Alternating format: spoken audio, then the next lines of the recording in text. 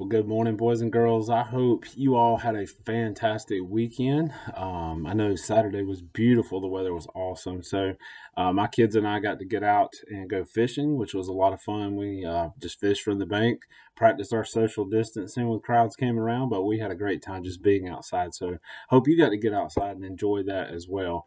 Yesterday was a little bit cooler. I did go for a run, but definitely a lot different from Saturday. So, not sure what you did. I would love to be able to hear your stories and be there at school to kind of ask you about your weekend. But I'm going to find ways for you to communicate and share with me what you've been up to and what's going on each day through that.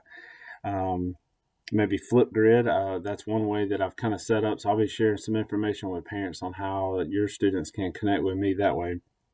We also spent some time yesterday. We watched church online since we can't gather together in the churches, and we talked about our feelings, about how it relates to what's going on in our world today. It was a good opportunity for my wife and I to talk with our kids. And so, parents at home, I hope you are taking some time to just listen to your kids, just ask them how they feel and what's going on, and just listen to them. That's really what they want right now, is for us to just listen to how they feel. We played a lot of card games, so hopefully you have some cards at home. We played Uno, Old Maid made a comeback. We've got all kind of games that were going on. So just take this time to spend with those that you love.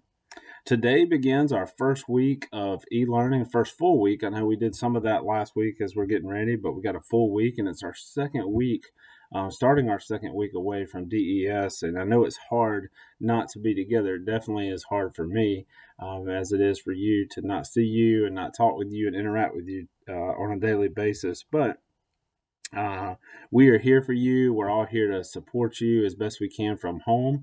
And parents, that goes for you as well. Anything that we can do to help you, we're going to be here with you through that. Um, I just thought it might be a good opportunity during this time to talk to kids about maybe there's something that you feel like you can't do or that you'll never be able to do. I don't know if you've ever felt that way, but I sure have about a lot of different things. Maybe you are feeling like that you'll never be able to ride a bicycle without training wheels. Maybe it's, I was talking with my son the other day about push-ups and how hard that is for him, and pull-ups maybe for you if it was some kind of exercise. And I know I mentioned some exercise things. Maybe it's running a mile, but now would be a good time to kind of change that mindset that you have that you can do it.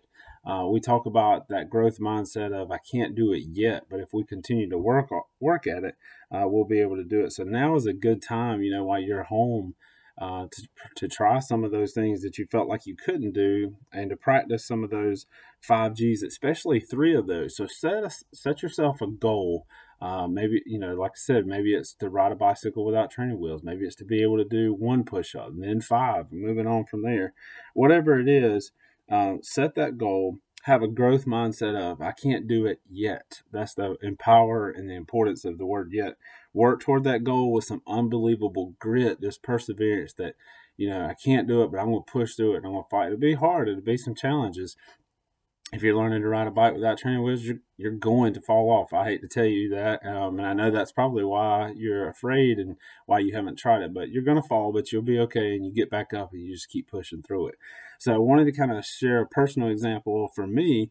I never was really a runner, but as I got older, I found that was something I could do in my spare time, and it was a good way for my body to be healthy. It was also something that kind of helped me to clear my mind, but I really never thought that I'd ever be able to run long distances. I would get tired very, very easily.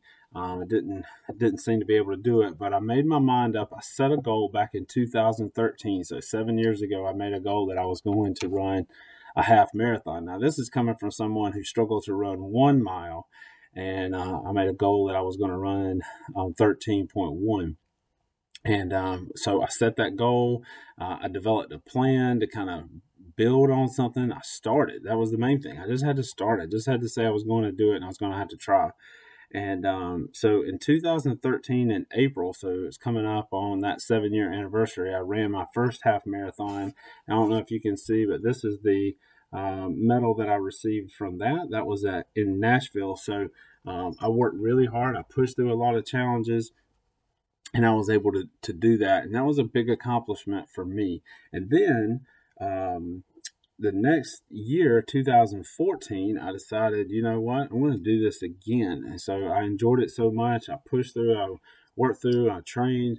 It was very difficult, but something that I felt like was never going to be able to do. Now, once I was able to do it, I felt like, okay, I know what I got to do and I can do this again. And so in 2014, I ran another marathon. This one was in Greenville. It was a half marathon again. And then I ran Nashville again in 2015 and got that half marathon. And those are three things that really I look at anytime I get down or think that I can't do something. I remind myself that those medals represent something that I once thought I couldn't do either. But you can work hard and do it. So just a challenge for you this week and going forward with this time that we have away from school and at home to think about something that you want to accomplish that you feel like you can't do it. And I promise you, if you continue to work at it, you'll be able to do it. This week is in our positivity project, we're talking about fairness. And so it's a good opportunity, again, like I said, at home, if you have brothers and sisters, it would be a good opportunity for you to work on that, treating everybody equally and kind of treating everybody with fairness.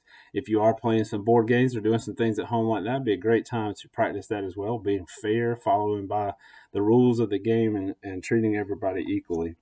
I've got 3 birthdays. I want to wish these students a very happy birthday. I know you can't come up to the office and get your prize or your sticker today, but we are definitely wishing you a very happy birthday. And that's a happy birthday to Addie Cox, Kara Morrow, and Troy Pittman. So I hope you guys have a wonderful birthday. Get to do something fun today for your birthday.